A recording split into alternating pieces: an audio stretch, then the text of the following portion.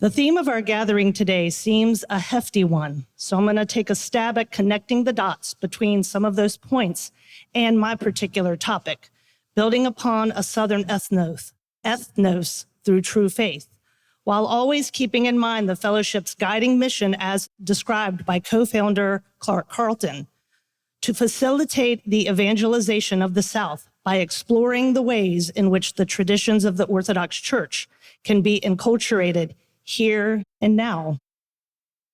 Just what is it about Virginia, our namesake Philip Ludwell III, and Southern culture, which are again, according to Carlton, expressive of the eternal verities of the true, the good, and the beautiful, and are capable of being baptized and becoming bearers of an authentically Orthodox tradition?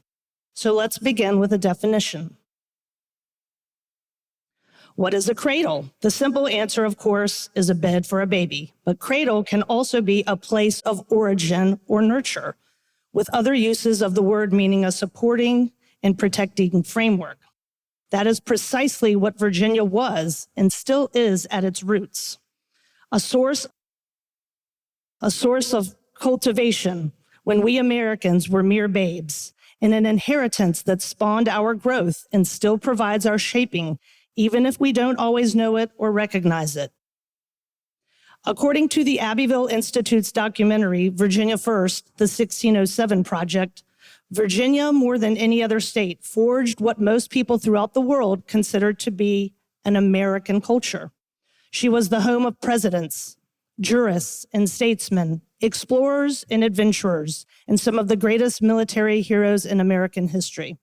Her sons established the first permanent English foothold in America, blazed trails to the west, mapped the seas, drafted the founding documents, crafted our debates over the powers of the Supreme Court and the general government, provided the foundation for the Bill of Rights, established representative government, dominated the origins of American music, free religion, and the writing of history. America as we know it would not exist without Virginia.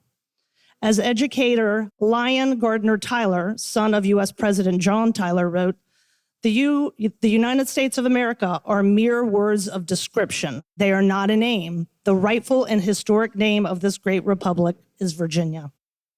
The Virginia Constitution was the first written constitution adopted by the people's representatives in the history of the world. Virginia's General Assembly, once known as the House of Burgesses, is the earliest English-speaking and most enduring legislative body in the Western Hemisphere. Its first gathering took place in Williamsburg in 1617, when the governor and the representatives met in the choir of the Brick Church at Jamestown. This was 3 years before the Puritans even landed in Massachusetts Bay.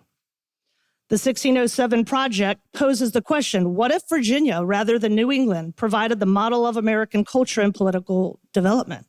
Its answer, yes, adding that Virginia should be the sun, the lamp of experience, especially in our world of destructive political and historical innovation. Historian Brian McClanahan says Virginia is looked at as deficient and defective by the modern standards, which says something more about the establishment of us moderns than it does about them old dead white guys. Southerners love home, remarks Clanahan. This is true of many people throughout history, but place, in part, defined the South. The earliest settlers to what became the South championed its physical qualities: warm weather, a long growing season, bountiful plant and animal life. Bad weather, disease-carrying insects, and dangerous wildlife were annoyances to be tolerated, if not overcome. Southern culture could easily develop in this environment, he continues. A worldview in which heaven could be perceived on earth allowed the Southerner to find contentment, people, place, community. A defense of hearth and home became quintessential Southern traits because Southern culture is unique and tangible, a thing to be savored, not endured. As St. John of Kronstadt said, you can love your earthly home, which raised, distinguished, honored, and equipped you with everything, while simultaneously recognizing that such attachment does not dwarf your special love for the holy, righteous, and incorruptible heavenly homeland. It's all about balance. Philip Ludwell III's home was Green Spring, located 13 miles outside of Williamsburg. On December 28, 1716, He was born at this Tidewater plantation, which had become part of his family's story when his grandfather married the powerful widow Lady Berkeley. Green Spring wasn't just historically integral as the former estate of Governor William Berkeley, it had also been the meeting place from 1676 to 85 of Virginia's governing assemblies after all of Jamestown's state houses burned during Bacon's Rebellion. It was an aristocratic culture into which Ludwell was thrust, and one in which there were rules of conduct for each person's civic roles and family responsibilities. These traditions didn't come out of thin air. They were instilled in Virginians in an effort to hang on to the ways of the mother country.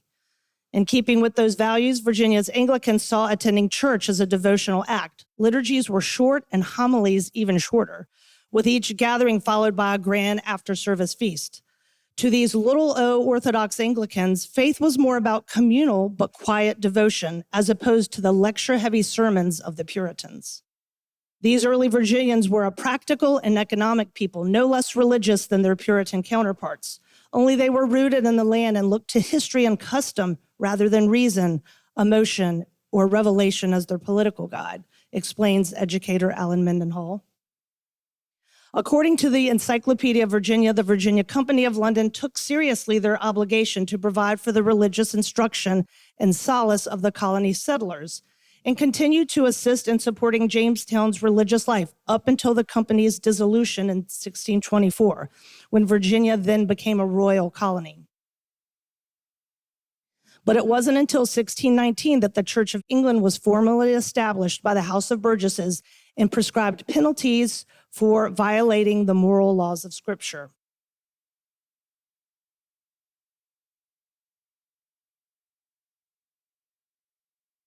Our Ludwell was the son of an influential Burgess, grandson of the first royal governor of Carolina, a cousin of Martha Washington, and sister to Hannah Harrison Ludwell, who, along with her husband Thomas Lee, the great uncle of Robert E. Lee, built Stratford Hall, where some of you visited yesterday.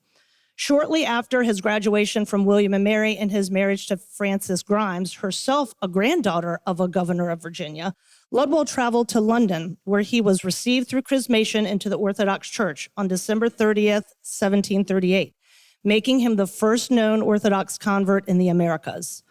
I recently heard a homily in which the priest explained that it was Ludwell being introduced to and reading church history that interested him in Orthodoxy.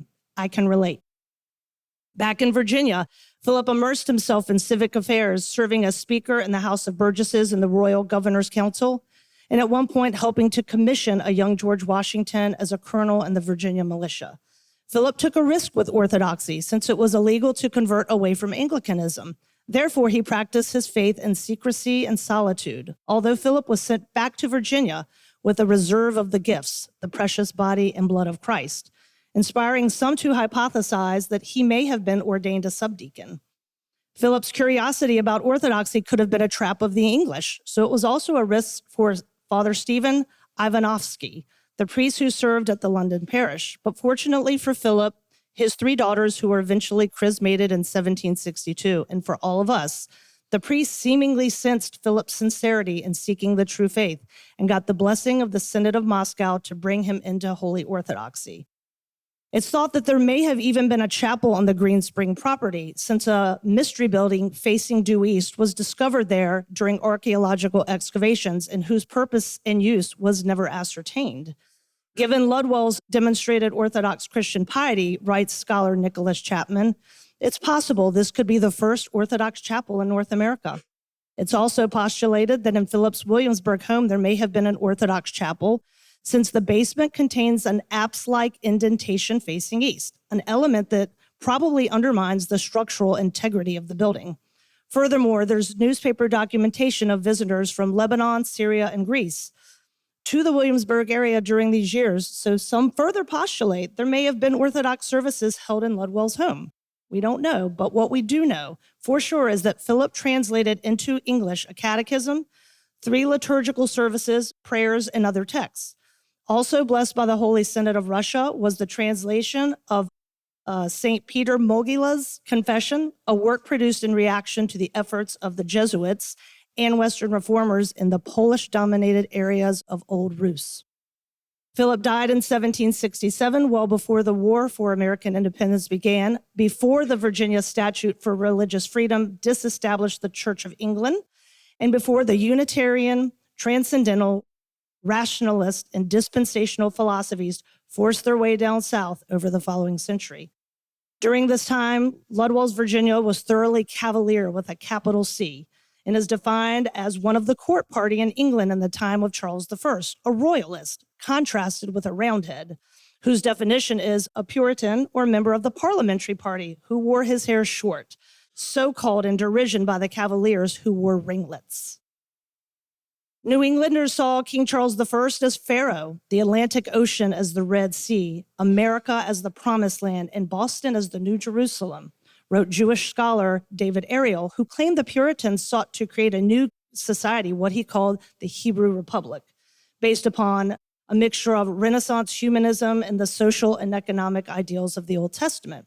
This was, of course, in direct contrast to the ethos of Virginia's Cavaliers, who viewed this anti-monarchical and pro-dictatorial Roundhead leader, Oliver Cromwell, as the farthest thing imaginable from Moses, especially after the beheading of King Charles I.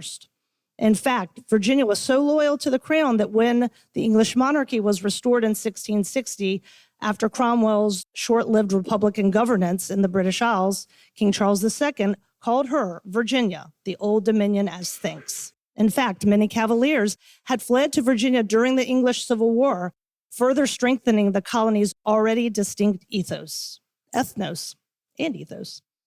The cultural differences and mutual antagonism that existed among these British peoples in the colonies were real, significant, and enduring, writes historian Tom Woods.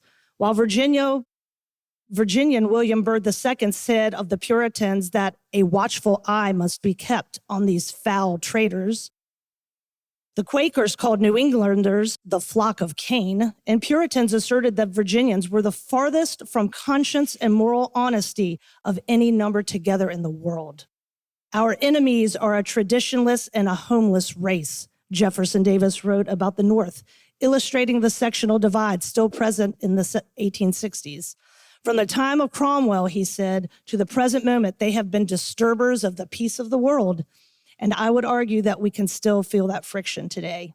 So that leads me to the perennial head scratcher. What is the South? Poet Alan Tate said that prior to the war between the states, the South was America's only European civilizational order, rooted in both the material of soil and the non-material of virtue, honor, and duty. The great Emmy Bradford defined the South as the expression of a vital and long-lasting bond, a corporate identity assumed by those who have contributed to it, notes Dr. Clyde Wilson. He was aware when he wrote that most Southerners no longer live on the land, but was suggesting that the bond, an ancient way of being, still had life. What is a Southerner? Again, according to Wilson, like all human people, Southerners arise from a particular history and geography, but being Southern is essentially a matter of soul. I know I am Southern. You know you are Southern. We know it in other people when we see it. He adds, and we know that being Southern means that we share assumptions and attitudes that many other Americans do not know and do not understand and often intensely object to. And so goes the saying, they hate us because they ain't us. Well, what incarnation is a Yankee?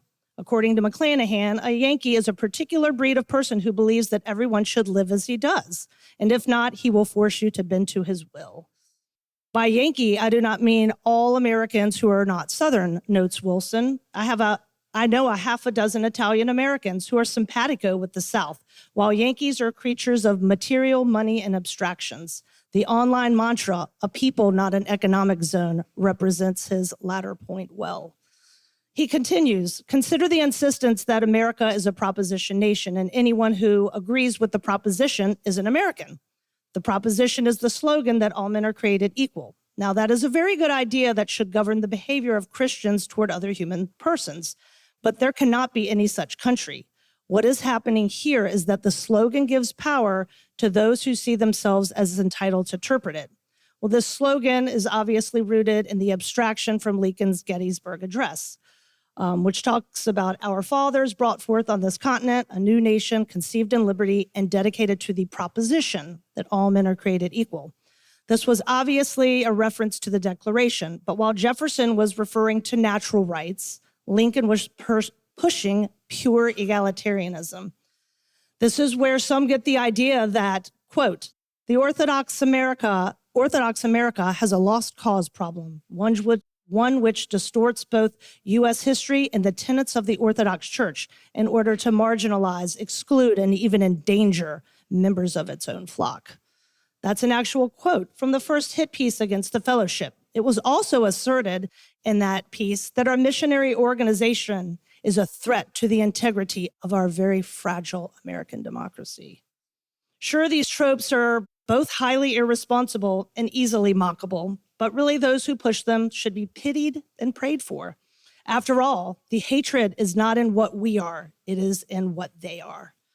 Nevertheless, I cite this because it exemplifies not only the propositionation and what a malleable and amorphous ideology it is, but how those who use it can manipulate the contradiction for their own benefit. As scholar Thomas Fleming rightly points out, ideologies simply are systems that allow people not to think. This widely accepted false proposition that America is an idea and one that elites claim is just unassailable is due to presentism, an intellectual, social, and spiritual malady that strickens too many people with the inability to reflect honestly on the past, themselves, and their society. C.S. Lewis called it chronological snobbery, but all it really is pride. As my patron saint, Ilya the Righteous of Georgia said, a nation that forgets its own history is like a beggar who neither knows his past nor where he is going. For his love of country and advocacy for Georgian tradition, he was assassinated in 1907 by Social Democrats. History isn't just about thinking, it's about understanding. Thankfully, Orthodoxy encourages in us meekness and mercy, humility and love. Moreover, our faith instructs us to encourage and pray for the dead and practice gratitude toward our ancestors. This brings me to the word crucible. It's defined as a pot used for melting substances which require a high degree of heat. So that works for our contention that Virginia is where American identity was forged. But crucible can also mean a severe test or trial. In his speech from last year's conference, Carlton said civic iconoclasm is an attack on the cult of the dead and is in direct defiance to Orthodoxy's sacrament of remembrance. He explained this demonic dichotomy of the secular and the sacred through the exorcism of the Charlottesville Robert E. Lee monument, which was ritualistically melted down. The message here is that our ancestors are no longer a part of the community, no longer part of the American story, he said. The heathen rage, but their schadenfreude isn't satiated merely by raising statues, rewriting history, or renaming roads, schools, and military bases. It's a ghoulish and ghastly permanent revolution aimed at erasing memory through material destruction. Case in point, my family has now attended 3 reinterments of Southern dead, 2 of whom were military veterans. In 2021, we traveled to Tennessee, where Nathan Bedford Forrest and his wife Mary Ann were laid to rest after his monument and their bodies, which were both buried at the foot of the statue, were officially removed from Memphis. But this was only after the barbarous radicals had already attempted to dig up the caskets with their own garden shovels. Then in 2023, we attended another reinterment, that of our ancestor A.P. Hill, whose body was buried beneath his monument in Richmond until it was deconstructed by the nihilist powers that be. In fact, it was during that trip to Culpeper for Hill's reburial that we decided to take a jaunt to Arlington National Cemetery to see Moses Ezekiel's Reconciliation Monument. For 109 years, the stunning statue was located just 30 minutes northeast of here, till it was illegally removed 2 days before Christmas 2023. The monument served as the famous sculptor's headstone, as well as the graves of 6 of his 10 VMI classmates, all who fought alongside him but perished at the Battle of Newmarket. The macabre madness is even more amplified because the monument, with its pro-peace inscription from Isaiah, was initially dedicated to heal the wounds of war. In 2027, it will supposedly return to Arlington, along with interpretive panels to contextualize, of course. But whatever you think of Confederates or Southerners, no serious Christian should condone such Gnostic acts as these.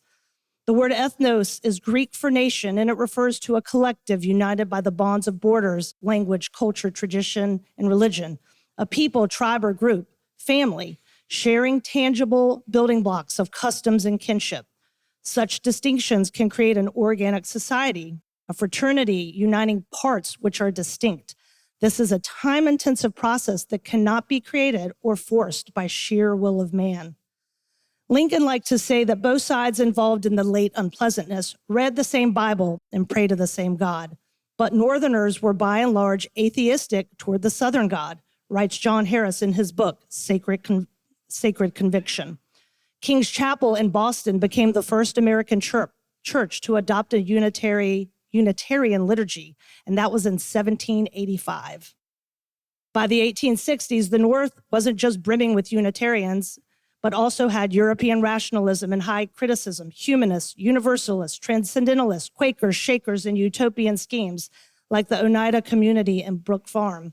According to Harris, the belief that man is innately good and morally perfectible through education and social reform was common up yonder, where reason was placed above revelation, with the result being man's devaluation and the notion that man was not much different than an animal. Author Eugene Genovese observed that the political ramifications of Southern Christian theology were enormous. For at the very moment that the Northern churches were embracing theological liberalism and abandoning the word for a spirit increasingly reduced to personal subjectivity, the Southern churches were holding the line for Christian orthodoxy with a lowercase o. However, Tate bemoaned that even though there was a common historical myth in a religious life among Southerners, their Christianity was utterly disorganized. It was a feudal society with customs stemming from a moral code, yet the South was without a feudal religion, and its religious mind was inarticulate, dissenting, and schismatical. Writer Gary Potter concurred, noting even the high church Episcopalianism exemplified by Bishop Leonidas Polk and embraced by President Jefferson Davis was not even very widely practiced by ordinary Southerners by the 1860s. Instead, too much of the South adopted, as Tate put it, the Teutonic Puritanism of the New England textile manufacturers. The result was tragic, Potter said. Without the religion to support and sustain its civilization, it can be said the South lost the war between the states even before the first shots were fired. Sorry about that. The South's increasingly disjointed religious beliefs are why H.L. Mencken disparagingly pegged it the Bible Belt.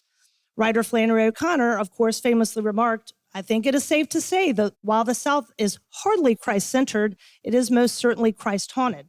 The Southerner who isn't convinced of it is very much afraid that he may have been formed in the image and likeness of God." In these blurry but still present and ever valuable characteristics of the Southern ethnos that predisposes Southerners to receive the revelation of the fullness of the gospel, to be found only within the brace of the Holy Orthodox Church. Like Jim Jatras said during his speech at last year's conference, when an ethnos dies or is killed, the submerged components that led to its formation in the first place may unexpectedly stagger into view. So let's focus. Once upon a time, Orthodoxy was not Greek. Then it was grafted in. Now one cannot imagine Greece without Orthodox Christianity. During my family's visit to Greece earlier this year, I hiked to the top of Areopagus Hill, from where St. Paul preached to the pagan Greeks. During the sermon, he noted the multiplicity of altars as a way to connect with the Athenians as an already religious people. Initially, they listened intently, but then cut St. Paul short and began to mock him when he proclaimed Christ's resurrection and the coming judgment of the world. The apparent failure of his speech, the lofty scorn, the haughty air of amused tolerance of the Greeks weighed heavy on the sensitive nature of the apostle, wrote Harry Valum Morton in his book, In the Steps of St. Paul. Yet history has shown that Christianity has never been more triumphant than an apparent failure. The seeds had been sown. Paul could not know, as he gazed up at the temples on the Acropolis, that the day would come when the mighty Parthenon would be consecrated as a Christian church dedicated to the Mother of God. Nor could he know that a man named Dionysius, whose heart was softened by Paul's preaching, would become Dionysius the Areopagite, an eventual bishop, martyr, and saint. Let's consider the patron of our host parish this weekend, St. Herman. He and his 7 monastic brothers generally found a warm reception amongst large swaths of Aleuts during the Russian church's missions to Alaska. Instead of imposing something seemingly foreign on the Aleuts, these early missionaries recognized and adapted some of the existing spiritual concepts of the natives, thus perfecting in the light of Christ those cultural qualities. That is what we aim to do here in the Southland, serve the church's evangelistic mission among our neighbors and our family by promoting the enculturation of the Orthodox faith into the South's unique ethnos, no matter how faint or forgotten, to infuse and redeem the good and then offer it all up to Christ, to point people back to him, to bring those who are Christ-haunted through Orthodoxy back to God. The Russian traders and settlers in Alaska often persecuted the natives, who were then defended by the missionary monks, while many of the pagan shamans opposed their message and sometimes stirred up the people against them. Consequently, the priest-monk Juvenali was killed in 1796, becoming the first martyr of North America, explains St. Herman's website. We today also have our own pagan shamans, settlers, and commercial interests who push back against our missionary project of baptizing and blending the good of what's here. And some of our natives are not near as receptive as were the Aleuts. Nevertheless, we persist and leave it all in God's hands. As my father confessor continually reminds me, struggles are providentially put in our life for our salvation. Likewise, the quintessential Virginian Robert E. Lee said, "I think it is better to do right, even if we suffer in doing so, than to incur the reproach of our consciences and our posterity." Do we want a holy Dixie, as my friend Ben Dixon put it? Yes. But Southern Orthodoxy is not our Tower of Babel, and we sure don't want to Americanize anything. Instead, the hope is that the fellowship inspires a holistic approach, which regenerates the South's pious peculiarities back to the sacramental needs that it has for so long been lacking. This is about conforming our lives to the moral world around us, to the natural and mystical Trinitarian law, not reconfiguring the world to our desires. I will end with the words of the great Leonard Skinner prophet and genuine North Florida cracker Ronnie Van Zant. He said of his song, Simple Man, "It's a prayer we were writing for people like us who needed reminders to live true, love loud, and never forget where you came from." That's why we remember Philip Ludwell III. We rally the Virginians back to their ethnos. And as Carlton explains, we try to understand all the ways in which we ourselves have been shaped by our history and consider the ways in which this complex story, our story, enables us to respond to and live according to the gospel today. It's about family and love. It's really pretty simple.